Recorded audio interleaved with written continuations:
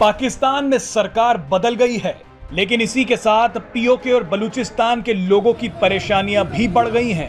जानकारों का मानना है कि नई सरकार आने के बाद पाकिस्तानी सेना का अत्याचार बलूचिस्तान और पीओके में बढ़ जाएगा। आपको याद होगा कि हाल ही में पीओके और बलूचिस्तान में पाकिस्तान के खिलाफ विरोध प्रदर्शन तेज हो गए थे।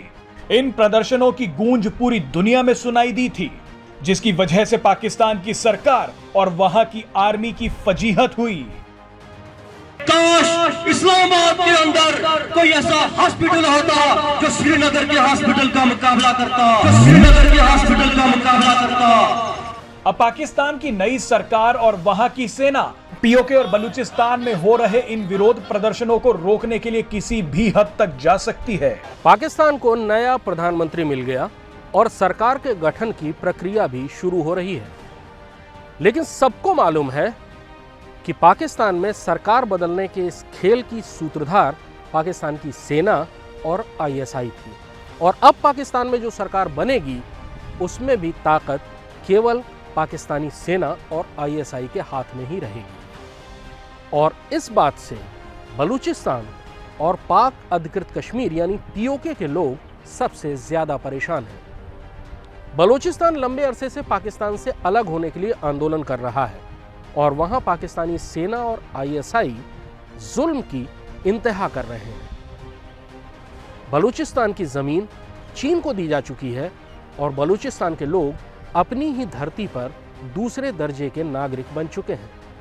यही स्थिति पीओके की भी है। पीओके में चीन ने अपने रेल और रोड नेटवर्क पर बहुत ज्यादा पैसा खर्च किया है और इसलिए पीओके की हर पॉलिसी पर चीन का दखल होता है। यानी पीओके के लोग कैसी जिंदगी जिएंगे इसका फैसला या तो चीन करेगा या पाकिस्तानी सेना और आईएसआई। पीओके के लोग भी लंबे अरसे से प्रदर्शन कर रहे हैं अपनी आज़ादी के लिए। पीओके के लोग पाकिस्तान की सरकार से अपने लिए ज्यादा अधिकार भी मांग रहे हैं। आज की तारीख में पीओके के लोगों के पास न तो राजनीतिक अधिकार है, न ही शिक्षा और हेल्थ जैसी मूलभूत सुविधाएं और न ही किसी किस्म का रोजगार। पीओके के लोग हर रोज अपने गांवों और अपने शहरों में आतंकवादियों के जत्थों को देखने के आदी हो चुके हैं।